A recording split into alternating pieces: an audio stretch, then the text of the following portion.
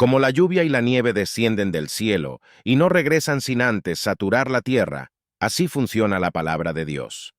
Este versículo nos habla de la promesa de fertilidad, crecimiento y prosperidad que trae consigo la palabra divina a nuestras vidas. La lluvia y la nieve, esenciales para el ciclo del agua, simbolizan la eficacia de la palabra de Dios en nosotros. Dios envía su palabra con un propósito claro: garantizar que todo lo que toca pueda florecer y llevar fruto abundantemente. Este pasaje nos invita a confiar en la palabra de Dios, asegurándonos que sus promesas se cumplirán en nuestras vidas. Así como la tierra es nutrida por la lluvia, nuestras almas se enriquecen con su palabra, prometiendo un futuro lleno de esperanza.